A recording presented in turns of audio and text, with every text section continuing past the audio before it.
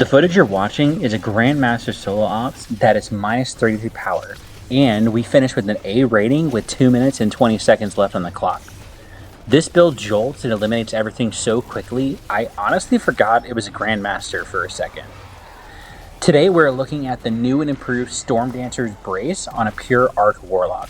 Honestly, I had so much fun with this build that I'm thinking about seeing how this exotic holds up on Prismatic, but we'll be having another Prismatic Warlock coming up before that happens, so stay tuned for when that video drops.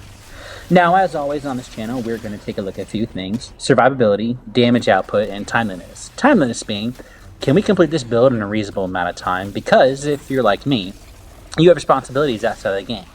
Now, without further ado, if you're ready to bring the thunder, let's get into the video. Starting off with our subclass, we're running the Stormdancer Super on pure Arc Warlock. Now, we're running the Super due to the exotic we're running, that being Stormdancer's Brace. What the Super does is make you Emperor Palpatine doing the unlimited power. You're also going to call it on a Jolting Bolt when you initially cast it. Our class ability is going to be the Healing Rift, which will be our primary source of healing, and is also going to deploy one of our Arc buddies thanks to one of our aspects. Our melee is going to be Chain Lightning, mainly because I wanted to be able to jolt enemies, in which, if I recall correctly, Ball Lightning does not. Our grenade is going to be the Pulse Grenade, which we don't really use the normal grenade itself in this build much, but we choose it to make our second aspect last longer, paired with one of our fragments. For our aspects, we're running Arc Soul and Ionic Sentry. Now, Arc Soul is going to give us an Arc Buddy when we cast our Rift, and when it's amplified, it's going to shoot a whole lot faster. Our other aspect, Ionic Sentry, will replace our grenade when we build up enough charges, and will shoot Chain Lightning at nearby targets. It's also going to blind targets on impact, and Ionic Sentry is also going to give us Bolt Charge on every single hit that it makes. Both Arc Soul and Ionic Sentry damage is going to end up scaling with our grenade stat. Now, I opted for these aspects since we are running Praxic Blade as our exotic weapon, which is going to give us more of a long range support while we fight close combat. For our fragments, we're going to be running the following today: Spark of Frequency, which will give us increased bolt charge while amplified, and it does other things too, but this is what really matters to us. Spark of Shock, which will cause our grenades to jolt. This affects both of our fragments. Spark of Magnitude, which will make our pulse grenade and in turn our Ionic Sentry last longer. And Spark of Resistance, which will give us more damage resistance when we're surrounded by enemies. For our exotic, we're going to be running the Stormdancer's Brace. And now, thanks to the update on this exotic, this thing is both useful in and out of super use. The new update is going to allow this exotic to grant bolt charge on ability hits while amplified while out of super use. While we're using our super, the damage output is going to increase as we hit our targets with Stormtrance. Our exotic weapon today is going to be the Praxic Blade. Now, I know some of y'all in the comments were excited at the fact that I put out a video that still solo flawless to GM solo ops without using it, but if I can be honest, I want to keep both sides happy, those that love using the Praxic Blade and those that want to see builds without it. And honestly, I am a huge Star Wars fan myself, so me running around my favorite game while holding a lightsaber just really makes me happy. But I want to put out builds that are useful to you guys too, so I want to end up making both with the Praxic Blade and without. But back to the build. As far as the build is concerned, the Praxic Blade is going to be our main source of bolt charge generation with the impact core, and it's going to be our quickest way to be amplified using the Hyperblade Catalyst. For our stats, the main two that you want to focus on are Grenade, Super, and if I had to pick a third, I would say Class, so we can get our Healing Rift back and in turn our Arc Buddy.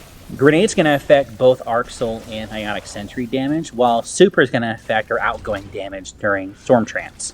For our mods, the mods we're going to be running today is going to be Ashes and Assets, Connect Siphon, Super Font to give us plus 20 to our super stat on our helmet. Our gloves are going to have Firepower and 2 grenade fonts to give us plus 40 in our grenade stat. Chest piece is going to be basic resistances, run what you want, but preferably something that's going to lessen the damage of whatever the elemental surge is. Boots we're going to be running a Kinetic Surge to boost the Praxic Blade, Recuperation to give us slightly more healing when we pick up an orb, and Insulation to give us back more class ability when we do pick up an orb. Class item, we are running Time Dilation to make our surges and fonts last longer, Reaper to give us an orb on the first kill after our class ability cast, and a class font to give us plus 20 in our class stat. Now, the above mods that I'm showing now is going to be the artifact mods that I'm using for this season. Now, this build is totally already awesome without the artifact mods, so if you're watching this outside of the initial season that Renegades dropped, that's okay.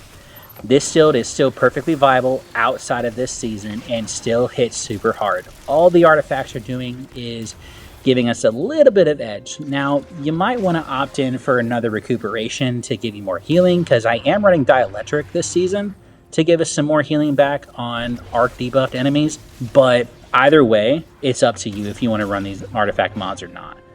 The gameplay is pretty simple, just electrocute everything. Okay, but seriously, instead of a gameplay loop, it's more of a style. You're going to want to use your Arc Soul and Ionic Sentry to cover medium to long range attacks while you attack with your Praxic Blade. Both the Blade and the Ionic Sentry will trigger Bolt Charge, and both of your Arc buddies can use Bolt Charge. Also, thanks to Spark of Shock, both your Arc Soul and your Ionic Sentry are going to be able to jolt everything that they hit. This build is really just raw power mixed with great survivability, and given that we end up finishing with 2 minutes and 20 seconds left on the clock, timeliness definitely checks out. Now, as always, before I sign out, let's take a look at today's verse of the day. The verse of the day today is found in Mark 8, verse 35. For whoever wants to save their life will lose it, but whoever loses their life for me and for the gospel will save it. What Jesus is saying here is a reminder of what is most important, and that is to always be sharing and living the word. That the things of this world don't matter in the long run, and that only He does. That if we are so focused on this life and not what His plan and purposes are, then we will lose our life. But if we make our life's purpose to follow after Him, then we're going to save our life. Now, if you've listened this far in, thank you so much for hanging with me, and just for that, I'm going to give you a bit of insight as to what I'm planning to do next in this channel. Now, all of these builds I showcase here on Solo Gamer Dad are tested in Grandmaster Solo Ops, but I know that Solo Ops can be pretty easy to some people. So what I'm going to do is I'm going to start taking these same exact builds and start to run them through Pinnacle missions and then Grandmaster Vanguard alerts, which is the new Grandmaster Nightfall, to see are these builds truly solo friendly. With that said, thank you to all of you who have subscribed to this channel. You continue to blow me away by helping this channel reach 200 subs. And if you haven't already, don't forget to like and subscribe and hit that bell so you don't miss out on more awesome solo builds, and comment down below what build you want to see next. This is SGD signing off. And remember, it's fun to play games, but more fun to be with your family. Thanks for watching.